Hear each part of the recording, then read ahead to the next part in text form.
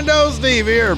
And Larson. And welcome back to Going In Raw, the only pro wrestling podcast you need to be listening to right here at youtube.com/Steve and Larson. Available wherever podcasts can be found. And, of course, taped live at the Twitch, twitch.tv/Steve and Larson. On the show today, we're going to talk about more details on Roman Reigns' new deal with WWE. We're going to be talking about some former WWE tag champions potentially splitting up. We're also going to review last night's Impact and yesterday's NXT UK. Talk about the return of a huge event, Larson, that we're very excited about. Yes, very excited about. But first, let's talk about MJF. Very well. So, Fightful Select reported last month that MJF and Tony Khan, where did you put that? You did that got into a heated discussion. MJF and Tony Khan got into a heated discussion, which apparently left both frustrated. MJF about his contract, Tony Khan about MJF doing an interview without clearing it with AEW PR.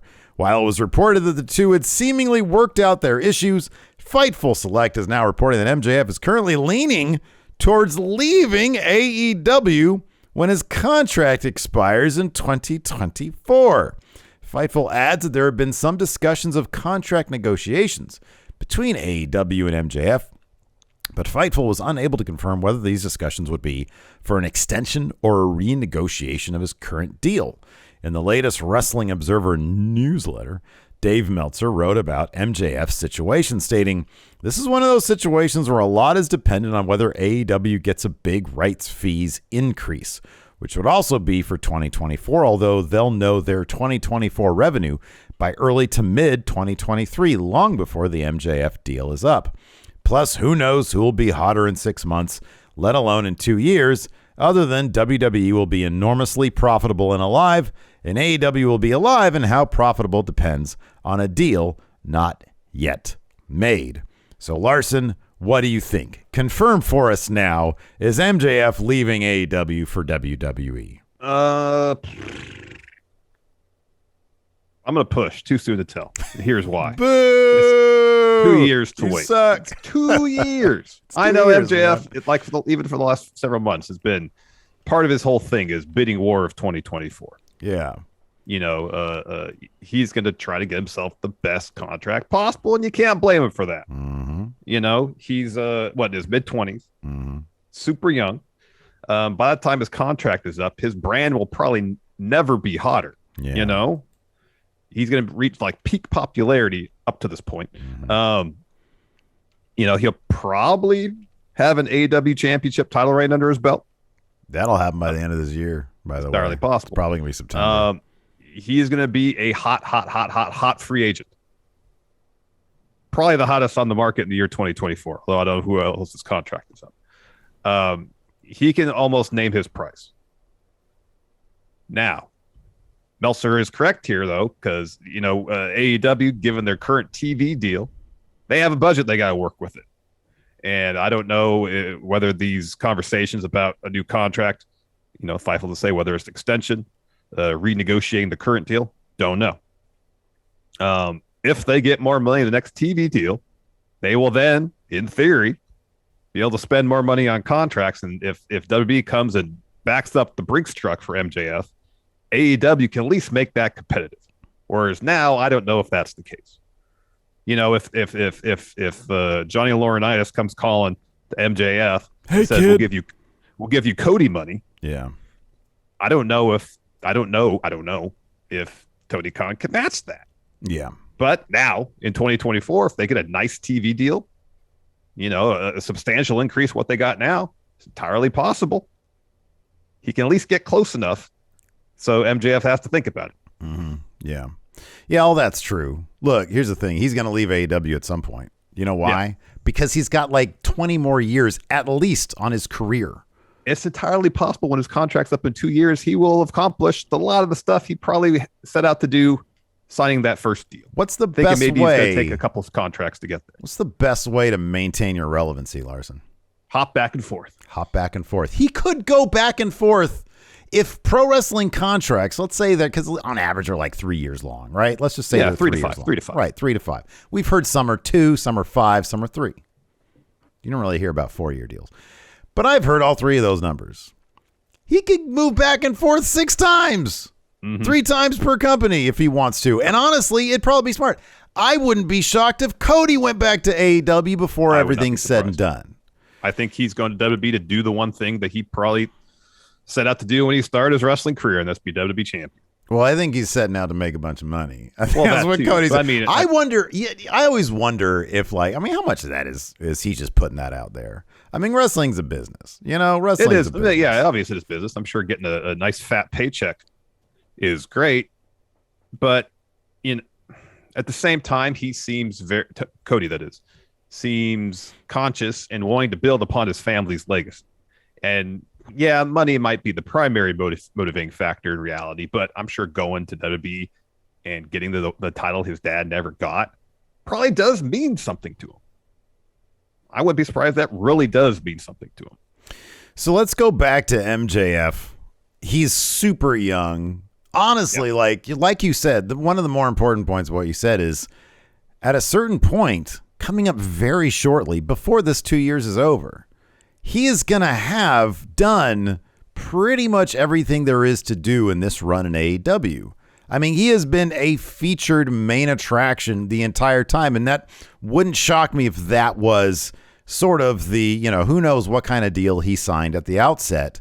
But he probably thinks, hey, I'm being used in spots with Jericho, with CM Punk, and I'm not getting near, because he ain't getting near the money.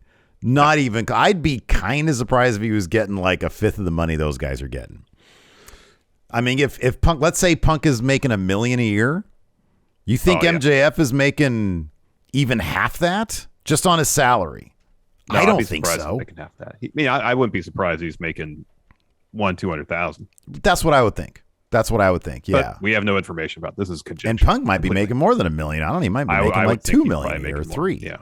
Yeah. So that being said, I think that for MJF, it would not shock me. I mean, just even if you take the money thing out of it, as a wrestler, if you want to keep on increasing your value, be unpredictable, keep on going different places. Yep. And when I say different places, I mean, honestly, it's going to be one of 2 places, WWE, AEW. He's not going to go to Impact. Imagine MJF and Impact.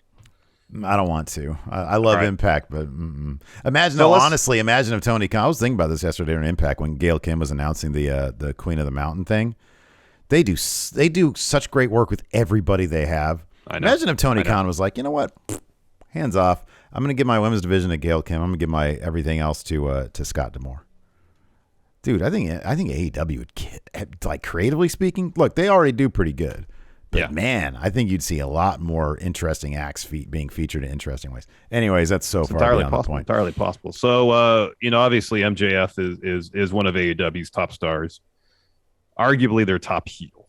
Yeah. And him going to WWE in a couple of years would be a pretty massive loss for AEW. But let's talk fit for MJF and WWE. Now they're on a thing. WWE is now on a thing where they want like athletes, and they're not necessarily looking in the independent ranks. Not to say they won't.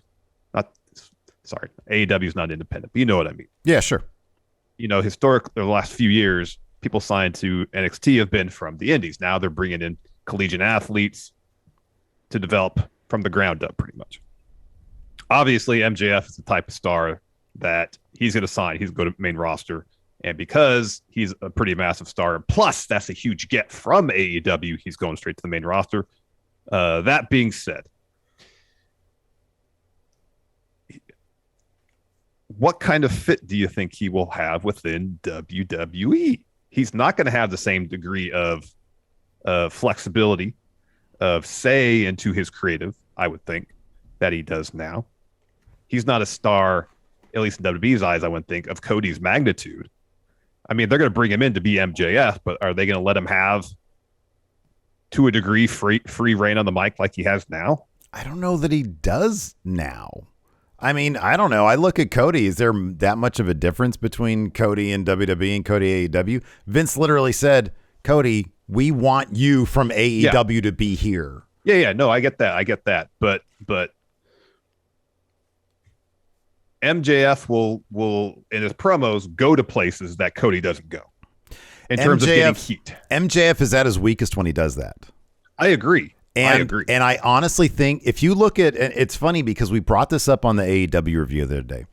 If you look at that Wardlow contract signing here in May of 2022, that same contract signing, had it been a year ago, would have been 10 minutes longer of just him talking. Yeah. Because he has found a way to become much more efficient with what he does. And on top of that, if you get rid of the low-hanging fruit, if you get rid of the cheap vulgarity, he's better. He's a much better promo. Yeah, he's a much really more is. effective promo, and he gets the same amount of heat, even more when he ditches that stuff. So I think it would a move to WWE, and I hope that we will see a bit less of the stuff that just sort of makes your eyes roll, and more of the substantive stuff that he gives us when he's at his best. And I think in that regards, WWE would be a fine fit for him. I think he can be just as quote unquote edgy as he is at his best in AEW.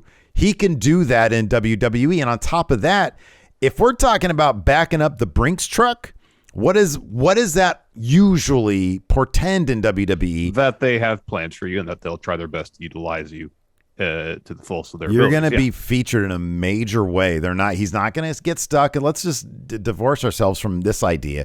He's going to get stuck in the 24/7 division. He's going to be off TV, stuck in catering. They're not going to be paying a guy $2 million a year, which is probably around what he'd command in WWE or more. They're not going to be paying a guy $2 million a year to sit in catering. They don't do that. And you can look at history for that. So yeah, I think that WWE, they'd be happy to have him. If he had come up in NXT, if they had grabbed him early on, then yeah, he'd be a manager on main roster right now. Yeah, I know he would be. But that's not the case. He's built himself into a huge deal in AEW. WWE would love to buy that. And I think that's separate. That's when we talk about exceptions to the whole, next in line thing that they do, the college thing. This is absolutely an exception to that. I don't think they wouldn't do this for like a Lance Archer or Brian Cage or one of those guys. For an MJF, they would want exactly what you see on AEW. You just ditch some of the vulgarity, say, look, you can say shit, but we're going to bleep it. And sometimes they don't. Then he'd end up on Monday Night Raw or SmackDown. Yeah. Yeah. FTW, Weird Assassin here in chat brings up Bruce Pritchard, I think in relation to MJF. If I remember correctly, they had a good relationship working together at MLW. I think you're right about that. I think I remember reading that as well. Yeah. So, I mean, if Bruce Pritchard has his back and vouches for him, that could go a long way. No, absolutely. Before we talk about Roman Reigns and his new deal, Larson, let's go ahead and pay some bills. Why don't we? Yeah, let's do that. Let's take a quick break here to get a word from our sponsor, Lumen. Hey, Steve. Yes. Let's talk skincare. Ooh, my favorite topic. Yeah, so I'm sure I'm not the only one who thought that washing my face with the same body wash or soap I use on the rest of my body was a quality skincare routine. Well, it turns out I was wrong. That's fiction. It actually turns out that body wash or soap I was using all those years was actually damaging my skin. Oh, no. But with Lumen, Larson, you can drop that bottle of 3-in-1 and start using products that actually take care of your skin. Lumen's products aim to help those with stubborn acne scars, under-eye dark circles, wrinkles, sun damage, dry skin, and oily skin.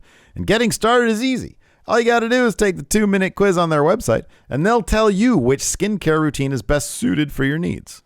Yeah, I took the quiz and got the anti-fatigue essential set to help with these dark circles I keep getting under my eyes, and it's great that Lumen's products come with instructions because those of us who are just used to rubbing a bar of soap on our faces and calling it a day, well, now just have to follow easy, step-by-step directions to help protect our skin. So level up your skincare game with Lumen Skin today. Go to lumenskin.com/raw to get your free trial of Lumen's products. That's LUMIN skin.com/raw. lumenSkin.com/raw to get your free trial of Lumen's products. lumenskin.com/raw. Before we get back to the show, let's get a word from our sponsor, Blenders Eyewear, fresh from the sandy beaches of San Diego, California, comes my new favorite sunglasses brand. I'm talking about Blenders Eyewear. Check out these new sunglasses I got. Ice Crush is what they're called. Ooh, Ice Crush. That just sounds cool. Yeah, man. I wear them on my morning walks when I'm out running errands. They fit great, and they look even better. Man, Blender sent us out a bunch of other sunglasses, Larson. You're going to have to pry these out of my hands. Look at these.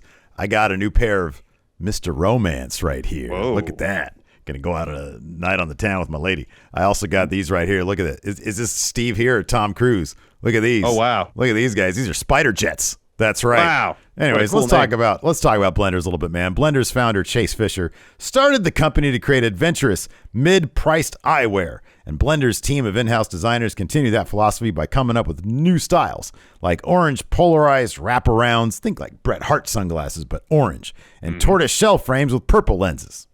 Yeah, and unlike expensive big brand shades, Blenders are affordable while still offering the same cool factor. I mean, look at Steve. Super cool. As other leading styles, and Blenders has more than sunglasses. They also offer prescription glasses, readers, and blue lights, as well as a snow collection with goggles and accessories. So live life in forward motion with Blenders today. To score 15% off your Blenders purchase, visit blenderseyewear.com and enter promo code RAWVIP. That's blenderseyewear.com, code RAWVIP for 15% off. Blenders, rocked with pride worldwide. Oh, we got my Stonebreakers over here. I love my Blenders, man. Oh, man. Look at these guys. Wow. But I want to wear my spider jet so I can go fly a fighter jet. Oh, wow. Look at that. You Yeah, rhymed. You rhymed. All right. Let's talk about the latest on this Roman Reigns business. So, of course, over the last week or so, there was reports he signed a new deals. He worked fewer dates. He wasn't working at all during the summer, but maybe he was. So reports were yesterday that Roman had been pulled from advertising for next month's Hell in a Cell pay-per-view, pretty much saying, hey, Head of the Table's not going to be at Hell in a Cell. Yeah. So Dave Meltzer offered up the latest on Roman's schedule for the foreseeable future, and the latest Wrestling Observer newsletter is what Dave had to say, quote, Reigns' exact schedule and details of it weren't clear past that he will work television dates, but not every week, may not be doing house shows much longer, or if so, very limited, and he won't even be on every pay-per-view show. There was a report that he had agreed to do only the major pay-per-view shows per year, meaning largely the planned stadium shows and Saudi Arabia shows. One person in the promotion with knowledge of the deal said the report of 6 wasn't exactly accurate, but close, and this year the number of stadium shows and Saudi Arabia shows would be 8. And Meltzer talked about perspective or planned challengers for Roman through the summer. And among the shows, apparently Roman will be reportedly headlining his Clash at the Castle. Of course, that's emanating from Wales, early September. And Meltzer noted that Drew McIntyre is expected, though not confirmed, to be Roman's opponent. Yeah, that makes sense. That makes all the sense. Yeah, they're really booking Drew crazy strong these days. He looks great facing off against Roman. He ain't going to win shit.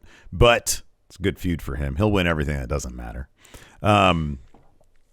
Yeah, I mean, look, it's good, clarification here. I'll be honest, man. I think WWE, for right now anyways, they got a decent hand when it comes to their roster.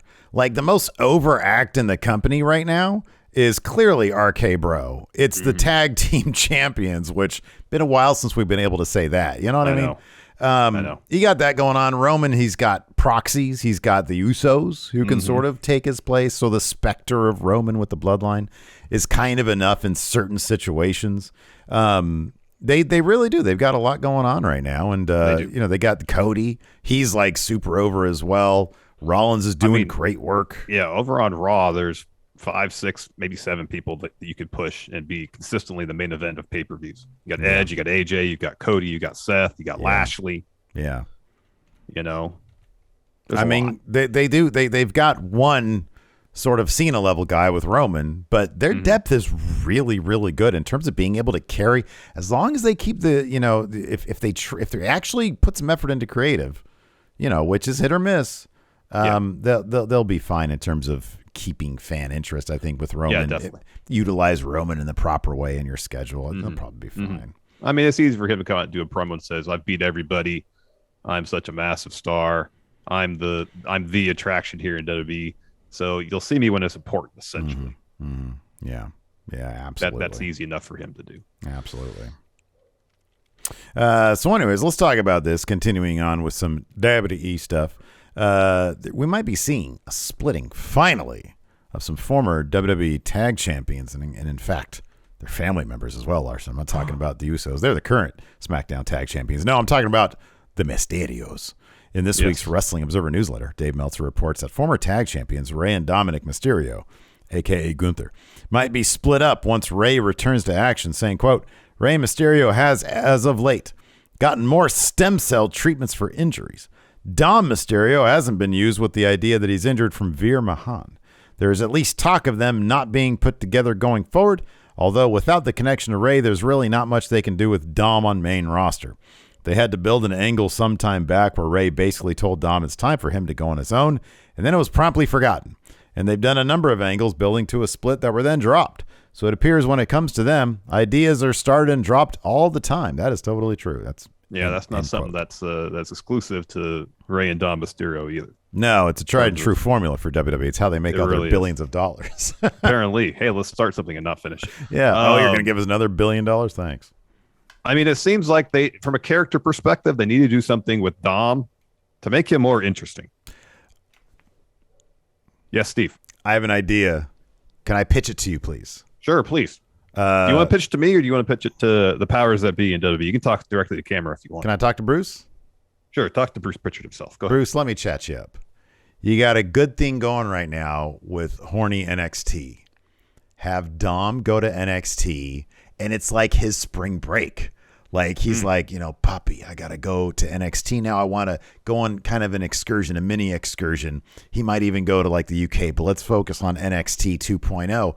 Dom goes there. He's like, hey, I'm already a big deal because I was in fucking main roster, right? I can run this place.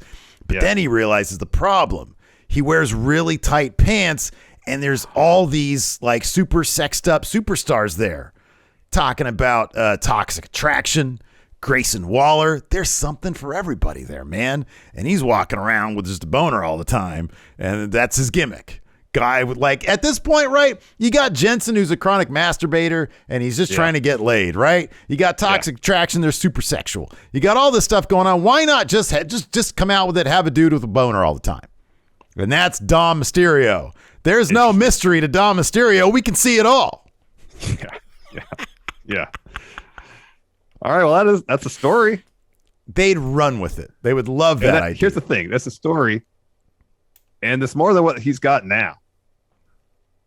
Yeah, I know. He's got nothing now. This is what you do. He's like, man, I got these really tight pants on. It shows everything. So then he's like, man, I gotta loosen up a little bit. Anybody got some sweatpants around here? Oh, these gray sweatpants, great. They're gray sweatpants. Why is it you can still see everything in gray sweatpants? Yeah. Maybe then what he ends up doing is wearing his tights underneath the sweatpants. Yeah, Dong Mysterio. There you go. He's no longer Dom. He's Dong. Shout out to White Brownie for having Dong. That's the story at least. Boom. Look, it ain't no less horny than anything in NXT, man. That is a horny show. I think some time in NXT would actually do Dom a lot of good in terms of developing a character. I agree. No, absolutely. Because right now, there's not much of a character there. I think, dude, honestly, putting it. So I don't mean to interrupt you, but I'm just gonna throw this out there. Put him with Legado, right?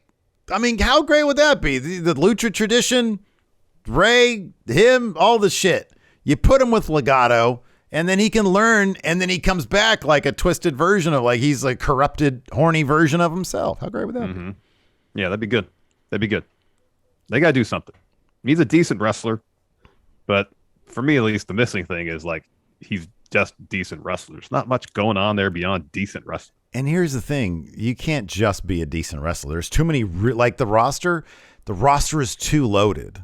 I hate to do this, but in terms of power ranking, who you want to see wrestle a match, he's so far down on the list. There's not a lot of people that he's really markedly better than. You know what I mean? Yeah. Or worse, better, whatever. There's so many other people way better than him on the roster that I'd rather see. And so you got to make up with it somehow. It's got to be a character thing. Take him down to NXT, completely revamp him, show us his journey towards being a realized character. And here's the thing. Apparently NXT is going to start touring again in Florida. Like you read that yesterday. Yeah, no, I saw that. It's great. And that's, have him get more reps. Yeah, for sure. So not only it'll enhance his in-ring work, it'll enhance his character work too. Yeah, no, absolutely. I agree. Because he just needs more reps, it feels like. Give him more reps. I agree. Give him a character, more reps. Absolutely. Gray sweatpants. Let's talk about this, man. Oh, yeah, this is exciting. This is very exciting. This is great. Apparently, Nashville is going to be the wrestling capital of the United States this summer. We got Impact Slammiversary, June 19th. And then, of course, the biggest party of the summer, WWE SummerSlam, is going to be going down in the Music City on July 30th. It was announced today that SummerSlam won't be the only show in Nashville that weekend, though, because Starrcast is back, baby. The 3-day convention will happen July 29th through 31st at the Nashville Fairgrounds.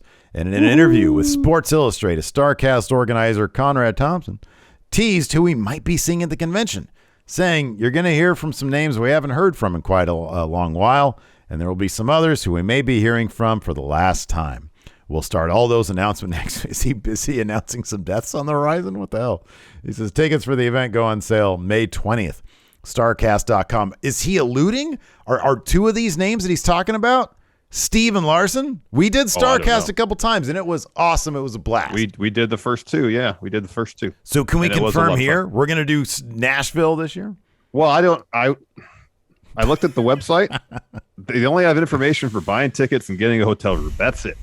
One step at a time, baby steps. So I don't know if it's gonna exist how it did when we were there in terms of vendor booth and such. And if there are vendor booths, then yes, that's a conversation we will need to have. Yeah, especially if there's like a live, like last time when there was a live podcast element to it that we did, and it was awesome. It was great. We did Friendo Fest there. I would love to do another Friendo Fest. Like you said, it depends on what they're going to be doing. If it's going to be friendly to that kind of element, then it's a definite possibility. The thing that I definitely like about it, though, is that it's back, which means they might do more. Like this might be a situation where they're there in Nashville, no saying they're not going to, because you and I have discussed, and we really want to do Mania, like actually go to WrestleMania Night 1, but also do a convention there. If Starrcast is one of those conventions there, high probability that we're going to be, available there. Starrcast was a lot of fun. It was really cool. Yeah. Starrcast, the 2 times we did, was an absolute blast. And if they're having vendors there,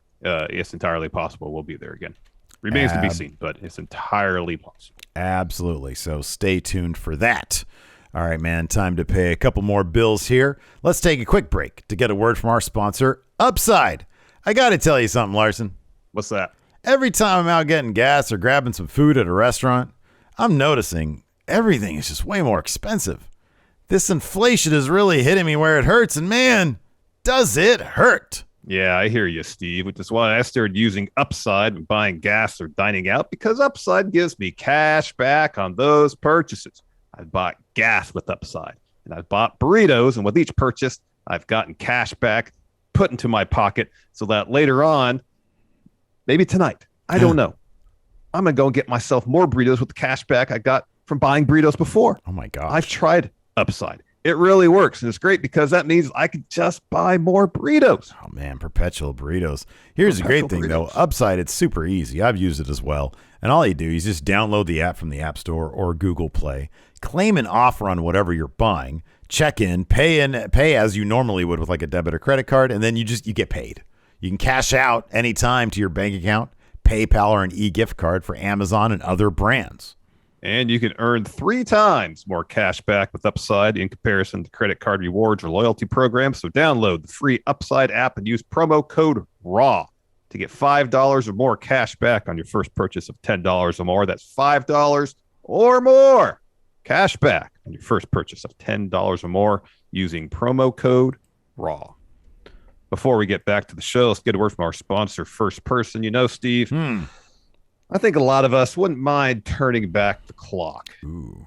Yeah, and for some, it might be for vanity. For others, to relive their glory days. But for me, for Larson, I just want to wake up in the morning and feel rested and energized for the day like I did when I was younger, rather than feel tired and anxious, grumpy, like I do now. Super grumpy. Well, Larson, I'm happy you mentioned that because with First Person, you could take a more active role in your brain's overall health. First Person uses the brain-boosting medicinal benefits of mushrooms to activate the full potential of human cognition and brain health. Full potential, you say? I like the prospect of unlocking Larson's full potential. Tell me more so I can become Prime Larson, Steve. Oh, man, I can't wait to see Prime Larson. He's going to be so not grumpy. So here's the deal, man. First Person supplements are made with functional mushrooms that look to stimulate the body's natural production of specific neurotransmitters that trigger activities like energy, mood, and sleep. That's right, Larson, sleep.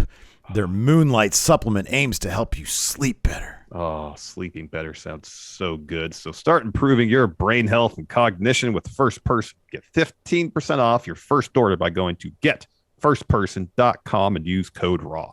That's GETFIRSTPERSON.com, code RAW for 15% off your first order. Getfirstperson.com, code RAW. These statements have not been evaluated by the Food and Drug Administration. These products are not intended to diagnose, treat, cure, or prevent any disease. Let's talk about Impact Wrestling. Another fun show with some pretty big announcements now that Slammiversary is on the horizon. We know now who will be taking on the walking weapon himself for that gold, for that title at Slammiversary. It's, of course, the leader of Young Love. I mean, Violent by Design. Yeah. Eric Young. That's pretty exciting. They had this awesome gauntlet match last night. It was a lot of fun. It was lasted like half the entire episode. Yeah, it was like the last 40% of the episode. It was. They had Gail Kim announce the first ever Queen of the Mountain match.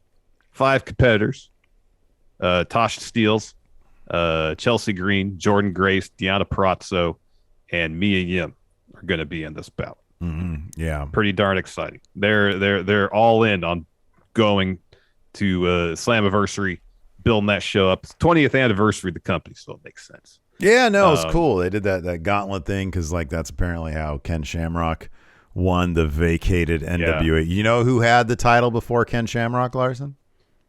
What year was it? Do you remember? 2002. Was it Ron Killings? No, he won it. I think after that. I think he won it during TNA, but this was when TNA started. The Jarretts cut a deal with the NWA and said, hey, we got a TV thing. We want to put the title there. And the person who held the title was like, I'm not going to buy into this Mickey Mouse fantasy of yours. Oh, it was Dan Severn then. It was Dan Severn. I think he won it in Japan. And then he held it. And then, he was like, I'm not going to deal with TNA. I don't want to do this. He's like, TNA, what's that? That's making a mockery of our sport.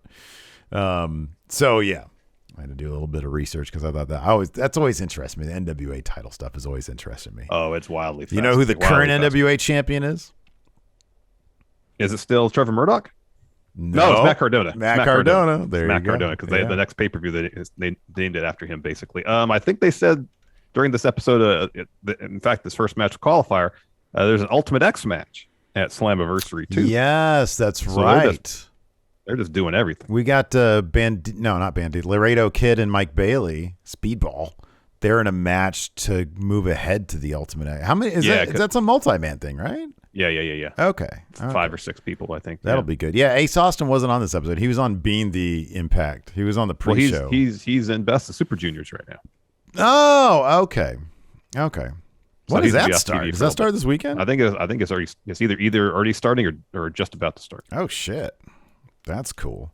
Dan Severn, by the way, is in still amazing shape. We saw him at Starrcast a couple of years ago, anyways. Yeah. And he looks phenomenal. Yeah, he looked like he could still wreck people. Oh, absolutely, man. He's big dude. Absolutely. Yeah, he is. Let's get into this here. So the show opened up with an Ultimate X qualifier. Kenny King versus Chris Bay. Sorry, Steve, will you please? Chris Bay.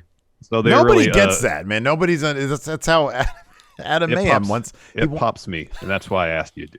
He once had a match with Chris Bay, and he said, I had a match with Chris Bay. Sin Bodhi. The story of this one, at least the commentary was pushing, was that Kenny King was a bit of a mentor for Chris Bay. Yeah. And Maria was on commentary advancing that story. Eventually, though, she gets off commentary, distracts Chris Bay when he goes to the top rope allows Kenny King to hit an uppercut. He's looking for a superplex. Chris Bay fights him off. Kenny King, though, hits an enziguri and a royal flush to get the win. I appreciate that Kenny King went for a cheaty pin. This dude hugged the rope as much as I've ever seen anybody hug a rope. I know. And then Maria on commentary was like, why did the ref not count that? He was resting his arm. I know. He's like, he didn't mean to. He wasn't trying to cheat. He was just resting. Maria Kanellis is an absolute joy. She's hilarious. Yeah, that was pretty funny. After that, we had Alicia Edwards banging on Giselle Shaw's locker room, saying our match is next, and Giselle exit and asks Alicia, why are you being so bossy? So that team ain't gonna last. No, they had a match next and they lost Influence for the Knockouts tag title. Yeah. And that was just because Tenille and Madison Rain are a cohesive team. Mm-hmm. Yeah. And so they hit their finish. Probably Alicia Edwards. Yeah, Alicia Edwards get the win. Yeah. After that, this was great, man. We had a Violent by Design promo, and Eric Young was talking all about stories because he is, of course, Larson, the provocateur, the auteur. The auteur. Yeah. He's a generational filmmaker. Truly. Anyways, he talks about stories and he says next week the Briscoes are going to find out how their story goes. Hold on. He went on a stretch. Let's talk about punctuation. He did, yeah. Some sentences end with a period. Some end with a question mark. I'm like, well, that's a question. Is a question still a sentence, or is this considered a question? Well, I think a question is still a sentence. Okay. But it makes it a question by ending with a question mark. Yes, yeah. Got it. Just making sure. Some end with exclamation point marks. Points. Question mark. He says next week, the Briscoes are going to find out how their particular story goes. He says, we're going to regain it all, the power, control, and the tag titles. Tonight I take my rightful spot at the top of the mountain, the number one contender for the Impact. And he totally did. He did that too. He did do that. He did. Then we got Gail Kim. She came to the ring, announced Queen of the Mountain match for Slammiversary. She says that Tasha Steelz is going to face Chelsea Green, Jordan Grace, Deanna Pratzen, as she's about to name the fifth competitor. Tasha Steelz, Savannah Evans come to the ring. And Tasha is like, hey, Gail, you're just mad because I took the title from someone of your era, Mickie James.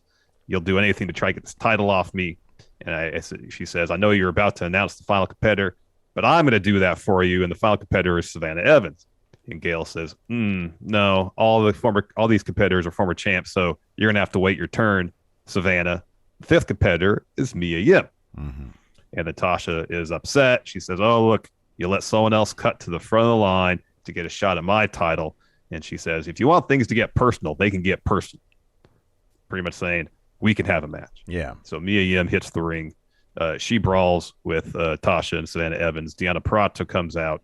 She joins Tasha and Savannah in attacking Mia Yim. And then Jordan Grace and Ty Valkyrie come to the ring to make the save. They eventually clear the ring. Then it was announced that I think next week they're going to have a 6-woman tag match. Good guys versus bad guys. After that, we had a Rich Swann interview. He says, tonight's a huge opportunity. I'm a former champion, and I never got my rematch. He says, there's 19 other dudes in this gauntlet. They all want to be in the main event of Slammiversary, so it's not going to be easy. Then he talks a little bit of shit about Matt Cardona wanting the digital media title. And he says, but tonight it's about the Impact title, and I don't care what I have to do or how long it takes. I'm willing to fight all night long. All night. Then we had tag team action. We had Bullet Club members Jay White, LP, taking on Tomohiro Ishii and the Impact World Champion Josh Alexander. It was a really fun bout. Yeah, this is a blast. I'm happy to see that Jay White picked up on LP's thing, that being just scratching the back over and over again. Oh, yeah. Yeah. No, that was good stuff. The hallmark of LP, doing all sorts of fancy stuff, jumping up and down off the ropes just to lead to a back scratch. Yep. Yeah, I wish Jay White would have picked up on the LP. Needs to go back to what worked for him before, the loaded boot. He did have some awesome shoes, though. Yeah. No, it was great. No, he's such a well-branded wrestler, LP. He really is. He's great. He really is. He also ended up on the bad end of a brainbuster from Ishii at the end of this match, but it was a wildly fun match, dude. Yeah. Josh Alexander hit Jay White with his finish to take Jay White out of the last 5 minutes of this match, pretty much. Yeah. After that, we had a Briscoes promo, man. Mark says the tag titles are attracted to the. Wait, what? Oh, yeah. Mark said this. He says it's magnetic, and he holds the tag title to his head and says, "Look, they're attracted to us. It's science." It's science. It was pretty funny. Man, I don't know what I was doing. I said, "Oh, it's the Briscoes. They're just going to talk some shit," and then I think I started looking at my phone. It was pretty funny. They are hilarious. So they're great. They are. They can be pretty funny in their promos. So Mark says, "Yeah, some of the greatest tag teams in history have held these titles." And Jay says, "Violent by Design is cashing in the rematch next week." Says this time we got to face Joe Doring. You think we'd be scared? We're not. Fiction. Joe Doring, you're the one that should be scared. Joe Doring is scared of no man. Yeah. And then we had the Gauntlet for the Gold. Like we said, this took up a big chunk of the episode, and in fact, it was the main event. Yeah. So like everybody was in this match. Just 20 men, yeah. Mm-hmm. And it ended with Moose, Sabin, Macklin, and Eric Young as your final four. But then the lights come down, they come back up, and Sami Callihan's in the ring. Thumbs up, thumbs down. He attacks Moose with the lead pipe, sends Moose over the top rope. Sabin drop kicks Macklin off the apron, and then Eric Young and Chris Sabin end up being the final two. Yeah, and then Eric Young pins him with after a pile driver to get the win, and he's facing Josh Alexander at Slammiversary. Yeah, that'll be shape up to be a fun show. That'll be a really fun show. That'll be a blast. Yep. Let's talk about NXT UK, man. We got at least for me, man. I can think of two reasons why match of the year candidate. Number one, I will guarantee this is the only match. Devlin versus Dragunov 2. Loser leaves town match. This is the only match of the year that we will see a brain buster on the top turnbuckle, Larson, something you have been advocating for literally years, ever since you've seen El Generico do it in Ring of Honor. Absolutely, absolutely. Another reason this match is noteworthy, apart from how excellent it was, is that this is one of the few times I've heard you root for Ilya Dragunov's opponent. I love Ilya Dragunov. I've always appreciated Jordan Devlin's character work and his in-ring work. Mm-hmm. But man, this finish was one of the best finishes I've seen all year. It was a thrilling finish with Devlin hitting his finish, Devlin's side on Ilya. Ilya rolls towards the ropes, and Devlin grabs he sort of pulls him back a little bit, just a scotch. Yeah. He grabs his arm off, he grabs his hand off the ropes, mm-hmm. and he hooks the wrong leg, the leg closest to the to him, and Dragunov's able to get his leg up on the rope at the last second. Well, the ref doesn't see it and counts three. That should be it. I don't care if you're good guy, bad guy, what. That should be it. The ref has made the decision. Well, out comes, all of a sudden, Johnny Saint wants to show up, even though he's been nothing but a picture for 2 years sitting on Sid Scala's desk. So he comes ambling out, staring into the camera, and he has the refs restart the match. And the last 3 minutes from that moment till the finish, oh man, I was pulling. Devlin was doing everything he could. He won this damn match. And then Ilya ends up pulling it out. Thrilling finish. Yeah, it was all good stuff. Let's go back to that brain buster on the top turnbuckle, though. That's really what we should be talking about. Never thought I'd see that move in a WWE ring. Yeah. Sami Zayn's been under their employ for years. I don't believe he's done it once. Nope. It's probably more proof right there that no one in Stamford, Connecticut really pays attention to anything that's going on in NXT UK. I do wonder that you have to wonder if Sami Zayn catches wind of this, is he going to start petitioning Vince to hit UK? Maybe. Or petitioning to start doing it on main. I don't know. Yeah. Great spot. Brain buster on top turnbuckle. Ilya goes flying to the floor. Mm-hmm. Flying to the floor. Oh, man. Yeah, the actual bump going from the top was way worse than the brain buster on the top turnbuckle. It's your shoulder that hits the turnbuckle. Yeah, it was pretty cartoonish. It was pretty crazy. Anyways, let's rewind to the beginning. So we have a couple qualifying matches for the tag team titles. We got two tag team bouts. Winners of those bouts will be in a triple threat match against Mustache Mountain for the tag titles. So this was Ashton Smith, Oliver Carter taking on the Coffee Brothers of Gallus. They're a mess. And they are an absolute mess. They're a mess coming into this. Early on, Joe tweaks his knee, and Mark immediately is like, tag out, you're hurt, man. Mm-hmm. And Joe says, no, I'm fine. He gets isolated for like 20 minutes, it felt like. Yeah. He gets isolated forever. Eventually, he does get the hot tag to Mark. Mark goes on a run. They hit like a discus clothesline chop block combo on Ashton Smith. Carter breaks up that pin, and then he takes Mark out with a plancha. So Joe goes up top for a moonsault. Before he can even jump, his knee gives out. So then Smith hits him with a chop block, tags in Oliver Carter, and they hit an assisted moonsault to get the win. Yeah. A little bit later, we saw Joe Coffey. I'll just get to it now. He's leaving the venue, and he gets a quick exit interview. Says, I just wasn't good enough. He says, I need time for myself, some time away. I should be a better big brother. I disappointed myself, and I disappointed Mark. It was heartbreaking. It really was. It was. It felt really heartfelt. Is he going to be Rip Fowler? So there's a trademark out there from WWE for a character named Rip Fowler. Now, number one, Jordan Devlin is totally getting a name change. Yeah. So Jordan Devlin could be Rip Fowler. It's entirely possible. But also, dude, I'm telling you, man, Gallus. It could be Wolfgang. Wolfgang hasn't really been seen. Well, he wasn't seen last week. He was seen last week, not this week. Yeah, he was seen seen at the press conference. Yeah. But he wasn't around this week. Devlin could be Rip Fowler. I imagine Coffey will be. I imagine Gallus is probably going to stay in UK. But could you imagine instead of Butch and Ridge, if they just put Gallus with Sheamus?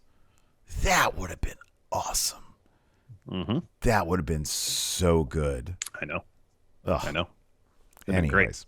After next, we had an A-Kid interview. I don't know why he's there still. Why is he there? Did he get sent back? I think why is he there back. Still? I think he got I thought he already lost to Teo Man, didn't he? That should have been his goodbye match. What is the eye? He was gone. You notice I got a little bit of a black eye here? Oh, still? Yeah, I actually, because I punched myself. Lacey laughed at me because she knew what it was. I was like, man, I was trying to take a nap. I was laying in bed. It was the day I had that headache. And I was like, I tried to pull. She was like, wait, you tried to pull the covers up, but they like hooked to the fucking other side of the bed.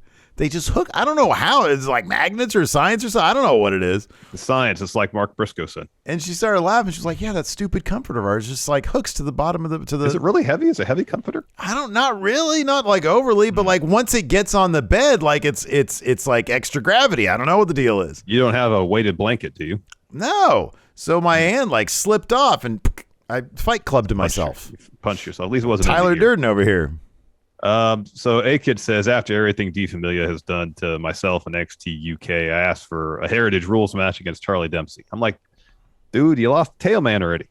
Yeah. You should be gone. Yeah, Charlie Dempsey's lower on the. He's lower on the. It's gonna be a good match though. It's gonna be a great match. I just don't know if A-Kid's got sent back to UK or not. It's distracting. What's his status is distracting me from how terrific of a wrestler he is. I know. Because the entire Heritage Rules match. Been on 2.0 in weeks. The entire Heritage Rules match, I'm going to be sitting there thinking, what is this guy's deal? Is this his last match? Is this? That's all we're thinking. Is this last match? 2 weeks later, he's going to be back. He's going to have a match against the other guy. Raja. D Familia. Yeah, Raja. The other guy in D I forgot his name for a moment. I'm sorry. That's great because he is kind of the other guy in D Familia. Oh, man. So after that, we had Amelia McKenzie, Millie. She was hanging out in the hallway somewhere, and she's asked a question. Of course, her gimmick is Mako Stan. So she's asked about, Mako's defense in that dark match. And she's, once well, don't say dark match because it makes it sound like it wasn't aired. It's a World of Darkness match. World of Darkness. Sounds like a Disney ride. So she's like, yeah, I think Mako's great. She's once again proved why she's the standard bearer here. And then Lash Legend comes up and says, shut up. And Amelia's like, you know what? Ever since getting here, you've been kind of a jerk, but you haven't fought none. And Lash is like, I don't have time for you, nerd. Go outside. And then we had Nina Samuels versus Ivy Nile. This was great because Ivy Nile's awesome. Yeah, she is great. She is great. She had like some like a head scissors on Nina, and she was doing push-ups with ease. Yeah, she was fairly dominant throughout this match. Finished saw she hit almost. I don't know how to best describe it. Like a reverse DD. So she had like a dragon sleeper on Nina, but Ivy was on the second rope, and then she kind of flips over to hit like a cutter type thing. Yeah, right. And then follows that with the dragon sleeper to get the win. It was great. Oh, it was awesome. Ivy Nile. If she's not a huge star in WWE on main roster within like a year, or 2 years even. Mm-hmm. I don't know what they're even doing. What are they doing? What are they even doing over there? Here's a dude who's going to be big, Damon Kemp. Damon. He says, I didn't come to England to meet the Queen or eat crumpets. I came to learn the British style of wrestling, and he wants a match with Shaw Samuels. Yeah. Yep. Then we got this pretty funny video package where Dave Mastiff and Jack Stars are kind of poking fun at D Familia. They're sitting around a table. They got some wine, but they actually have food. Not only do they order food, there's a platter of donuts there. Yeah. This was pretty funny. They were just goofing off. It was really funny. But they had like, the grainy filter on it and the footage, the like mafioso type music. After that, we had a Joe Coffey. Oh, that was when the Joe Coffey interview happened. After that, we had a little bit where Kenny Williams was doing his best Charlie Day from Always Sunny conspiracy theory bit, where he was just losing his mind over Tiger Turin, who is the masked weirdo. And then we had Jordan Devlin versus Ilya Dragunov for the title, and loser leaves town. Like I said, man, this is just, for me, this would be up there for match of the year candidate. It was just phenomenal. These guys, pretty spectacular about it, really was. These guys are absolutely great, man. And Ilya sells like no. Ilya always looks like he's about to die in that ring. It's great. I know. It is so good. I know he did a hell of a job selling the effects of that brain buster on the top turnbuckle throughout. Like even after he won, he's there holding his neck. Oh, he could, and it's great because you know how like not a lot of people do this in wrestling, but you know how like when your neck is actually messed up, it makes you stand weird. Like you have to have a weird posture because everything else in your body is affected by it. And he was doing that. He was trying to hold the title, but he had like a weird posture. And it's brilliant because usually people do this. They put their hand on their neck. This hurts. No, it messes you up. It makes you look like Quasimodo. If you pay attention to my posture, my right shoulder is higher than my left. Yeah, because of my neck. Yeah. So no, totally. It does affect everything from your head down if your neck is jacked up. Yeah, everything. Yeah.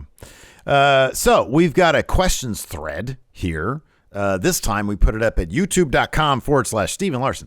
That's our channel. And so every Friday now, we're going to be putting the question threads up here on the YouTube. So make sure you're subbed. Make sure you have your notification turned on. And hey, if you like the episode so far, do us a huge favor. Give us a thumbs up on this episode. And we'll read some of these questions here. Fat Boy 95 Mario says, would you book more main event level wrestlers to win the US and IC titles to elevate those belts?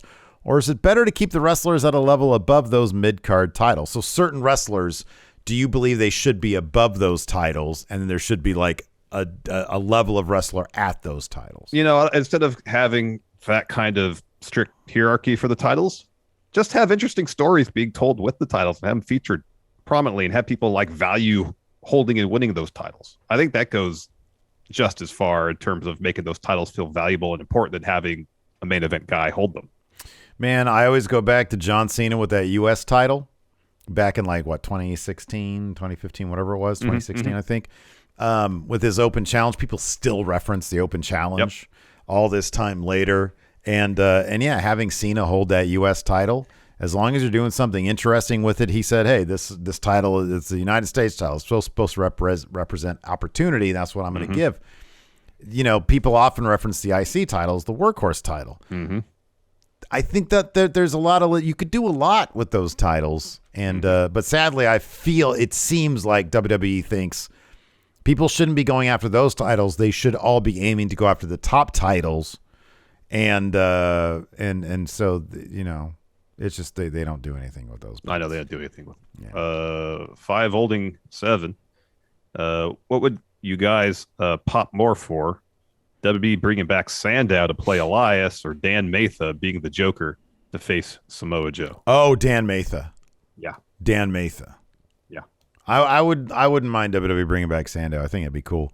But Dan Matha being the Joker to face Joe would be it. And here's the thing, it's such a deep cut. Nobody, I know, because I didn't realize that wasn't really a thing outside of our lore. But when we brought it back up at some point, a lot of people were like, what are you talking about? What is this Dan Matha thing? I know. Yeah. It was great. They built him up for weeks. Yeah, it was great. It was awesome. Joe wrecked him. Yeah. Wrecked him. Matt Doolittle, several years ago, you guys used Bobby Roode as a benchmark for botched NXT call-ups. Where would you rank him today? Still very high. I'm trying to I don't know if he'd think. be the top, but he'd still be pretty damn high. For a time, up until when it became obvious what they did with him, he was probably the top botched NXT call-up. At this point, you got to think that, like, I don't know, somebody's probably surpassed him. Aleister Black might be the worst. When all was said and done, man. Maybe. Really, what he brought to NXT and then what they did with him on main roster, that might be my number one. It might be. It might be. Deep voice dude, if COVID never happened, what are some of the changes we'd see in the wrestling landscape? CM Punk would have come back earlier. I don't know if we'd have heel Roman Reigns right now. That's a good question. I don't know if head of the table Roman Reigns would ever happen. That's a distinct possibility. Daniel Hashmi, the way WWE is pushing Braun Breaker, could you see him getting the Roman Reigns treatment from the fans? Oh, in terms of people turning on him? From the NXT fans, it's possible. The NXT fans are very vocal, and they definitely don't like when they're being, you sort of feel like you're being condescended to or something. I don't know what the deal is, No, not being listened to, I guess. Mm-hmm. I think that's a possibility. And then NXT, because it's such a small crowd, you hear everything. You hear everything. And it's on TV, so. Yeah. Jason Lewis, does the rumored heat between MJF and Tony Khan change your confidence in him being in line for the AEW title? No, I think if anything, that's something that Tony Khan could be like, hey, look, I'm about to make you the face of the company. We're going to see where that goes. I wonder if it's sort of a Tony Khan's like, hey, see how this plays out. And MJF's like, I want it now. I have no idea. I don't know. Yeah, I don't know either. Wouldn't surprise me. Camo Cam, should WWE ever have a Money in the Bank match for tag teams? I don't necessarily think they'd have a Money in the Bank. It'd be cool if they had some, like a tournament, an annual tournament to determine number one contender. Do something special for the tag team division. Look, when Seth had that contract that he kept on threatening to cash in with, you don't need Money in the Bank. Do your own thing. But I think something with a similar concept, I think would be great. Yeah. But I don't want. But then you end up with a Money in the Bank pay-per-view with like 3 Money in the Bank matches. It's too. Yeah, no, that's like the whole show. It's overkill. Yeah. Yeah. Andrade Avila, do you see anything in the future for Velveteen Dream? No, I don't. I do not. F-Pop, would it work if Reigns faces Orton at Money in the Bank with stipulation that if Randy wins, that RK Bro gets a title shot at the Usos? No, because if Randy's facing Roman, he's going to want those titles. Yeah. Oh, yeah. Yeah, absolutely. Yeah. Blake Whitehouse, who will give Hook his first singles loss? Wow. It'll be a big name. It'll be like if he comes up against like a Wardlow. Yeah. Or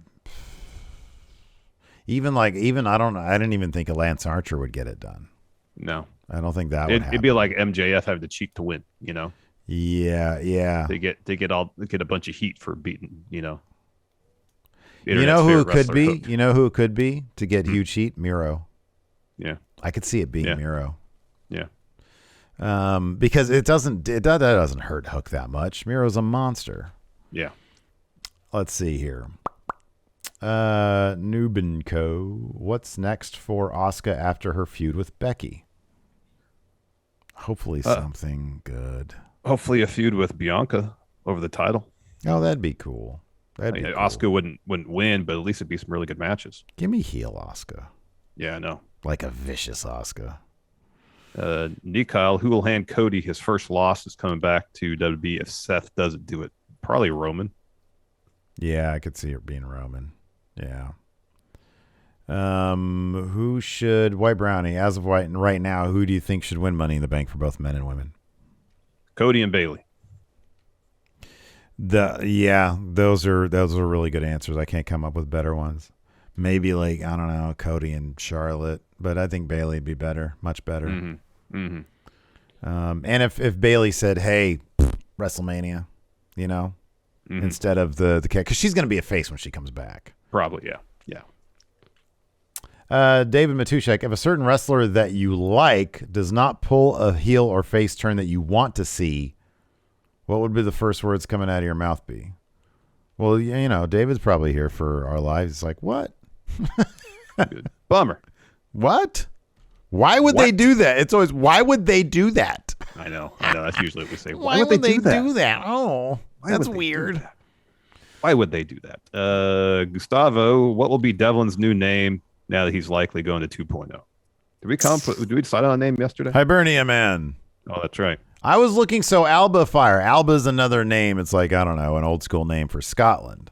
Mm-hmm. And I was looking for an old school name for Ireland.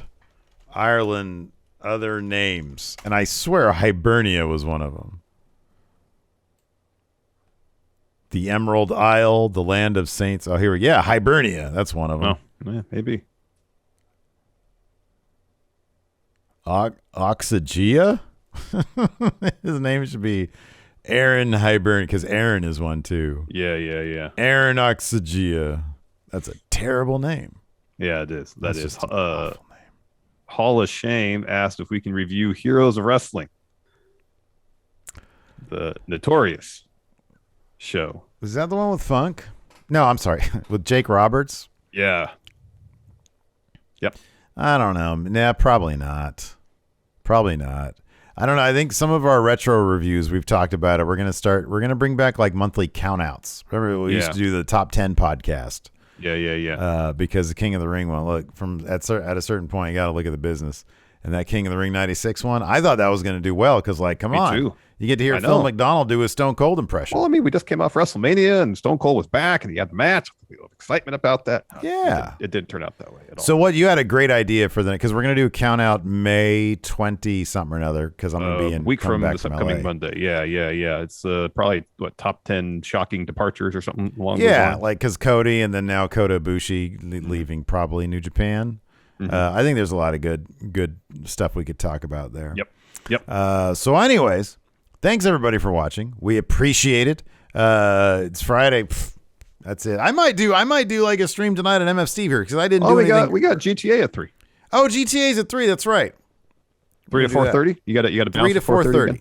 Yeah. All right. Because I got to get Bama. So we got that live for everybody, and then I don't know. Maybe later tonight I'll do something over at Twitch. Maybe sometime this weekend. I don't think I got anything going on this weekend. No. Is there anything going on this weekend? Nothing major. Okay, cool. I know. Anyway, so I might do that. Thanks for watching, everybody. We appreciate it. Until next time, we'll talk to you later. Goodbye. Hey, what's up, everybody? This is Stone Cold Steve Austin impersonator Phil McDonald here to tell you to go support Going In Raw and Friendo Club at patreon.com/Steven Larson. They got bonus episodes, ad-free audio, a weekly newsletter rounding up the weekend wrestling news, and a bunch more. Patreon.com/Steven Larson. Go support or get hit with a stunner.